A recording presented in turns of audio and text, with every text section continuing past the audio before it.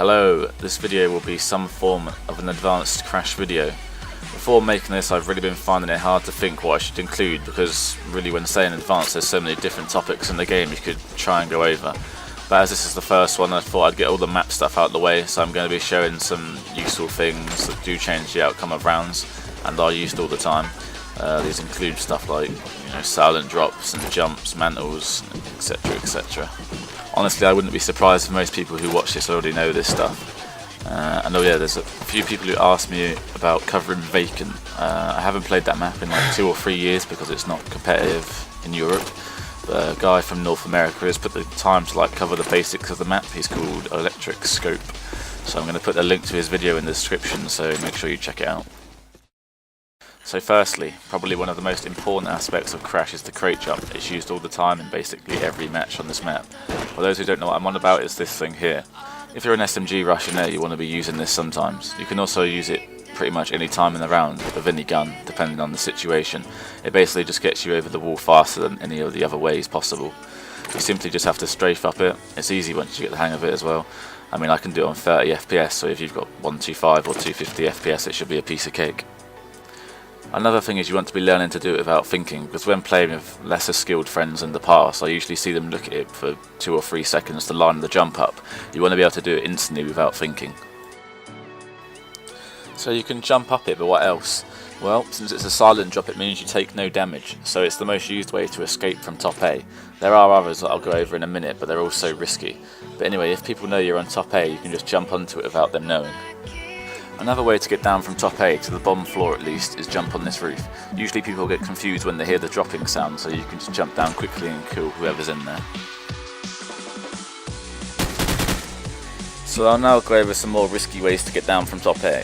Firstly, you can drop on this window which you have to climb into. It's silent of course, but once you drop off the window you will make sound. I'll just say that I very rarely ever try and use these, because the chances are you'll probably mess it up and die. But if you jump here on this little tiny slant and hit it right, then you won't take any damage. A slightly safer way is to mantle or auto climb it. And now the hardest way is this auto climb. If you could get this right every time, it would be so amazing. So here's something else you should know. The B site has the biggest silent radius out of any map.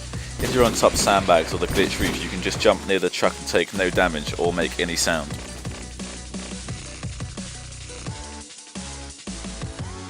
Pretty much everybody knows you can climb onto glitch roof from sandbag, or if you can't even do that, you can use the easier route. But what if you're on attack and just got into hardware? If you imagine the situation that somebody's killed the person playing hardware on defense or on sandbag and the B bomb is open, so your team is rushing down the B alley with the bomb to plant, the first thing you should be thinking if you're up here is to cover both exits of 8, because people will have to rotate.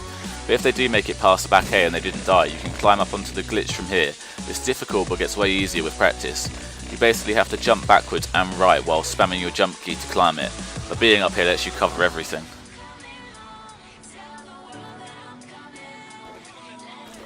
By the way, this is the best way to get down from hardware to sandbag. But anyway, this is something I want to show you. It's basically some form of bug in the CoD series, and it's been there since CoD 1. But let's imagine you've got smoke everywhere and your team is still attacking the B bomb. But you know someone's on the sandbags or in the spawn house. So if you climb the ladder, it's obviously going to make noise, so they're just going to know you're coming and be prone to waiting or something.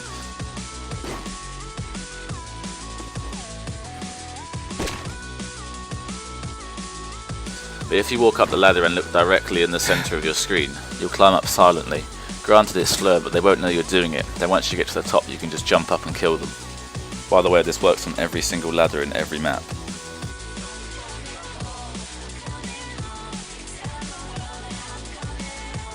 Another small thing I'll go over is this. Imagine you need to get into A for whatever reason, but somebody's on top A or mid A and they're shooting at you.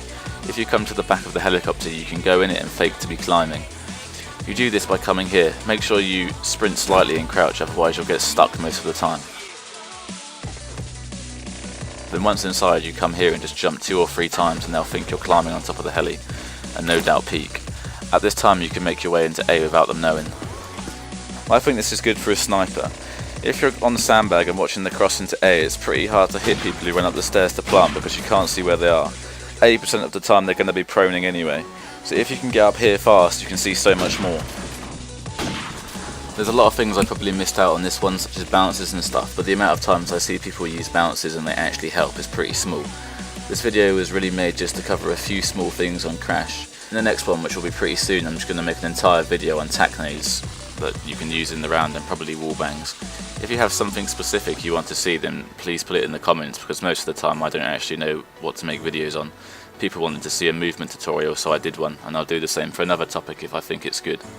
So yeah, ciao.